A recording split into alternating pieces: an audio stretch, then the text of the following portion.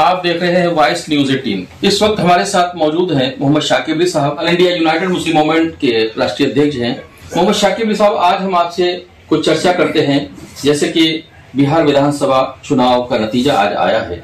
आप क्या कहना चाहेंगे विधानसभा चुनाव के नतीजों पर? थोड़ा सा आप रोशनी डालेंगे और अपने समाज को क्या बताएंगे? ये जो नतीजे आए हैं, ये क्या वाकई सही नतीजे आए हैं या कुछ इसमें साजिश का हिस्सा नजर आ रहा है? देखिए, इसके ऊपर मैं यही कहना चाहूंगा कि जिस तरह से विपक्ष के लोगों ने बिहार के अंदर वोट चोर गद्दी छोड़ कर नारा दिया था और एक फिजा बनाई थी, बिहार नहीं बल्कि पूरे हिंदुस्तान में फिजा बनी हुई थी विपक्ष की बेवकूफी से, विपक्ष की चूक से ये रिजल्ट जो है इतना चौंकाने वाला बिहार का आया है।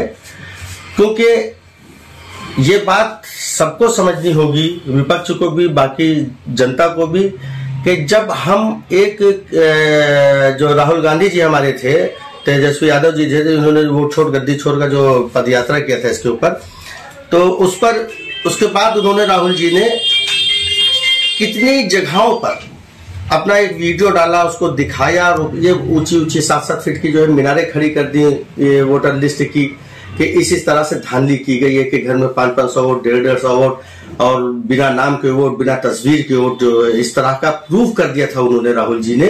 मैं ये समझता हूं कि उसके बाद इन लोगों को ओवर कॉन्फिडेंट हो गया कि क्योंकि उसकी धमक पूरे हिंदुस्तान में गई उनकी पदयात्रा की।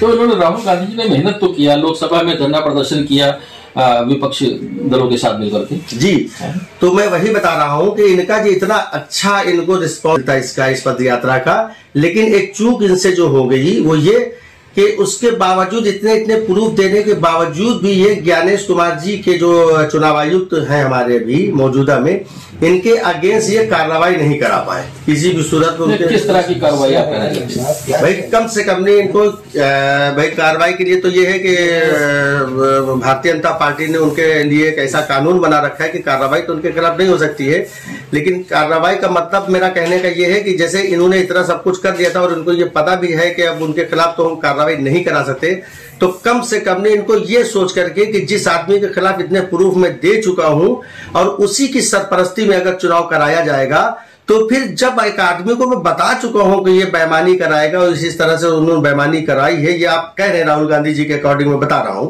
इसमें मेरी कोई राय नहीं है।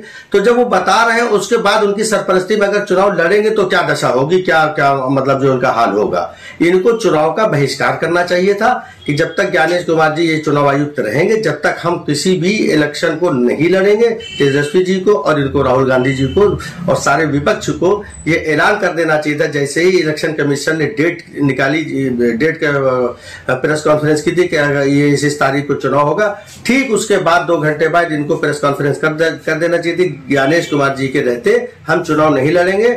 मैं ज्ञानेश जी को इजाजत देता हूं कि वो निर्विरोध भारतीय जनता पार्टी एनडीए की सरकार को बनवा दे। आप दोषी जो है सरकार को मानते हैं या व्यक्तिगत ज्ञानेश को मानते हैं?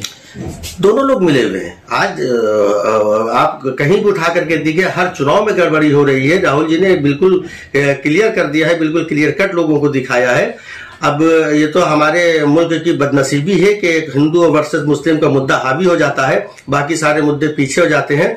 ये दोनों की मिली भगत है। तो राहुल गांधी यहाँ से कुछ चूक खा गए? बिल्कुल चूक खा गए। इनको इलेक्शन नहीं लड़ना चाहिए था, उसका विरोध करना चाहिए था। उनको कहते थे कि निर्विरोध उनको दे दीजिए, यहीं पर इनकी जीत थी।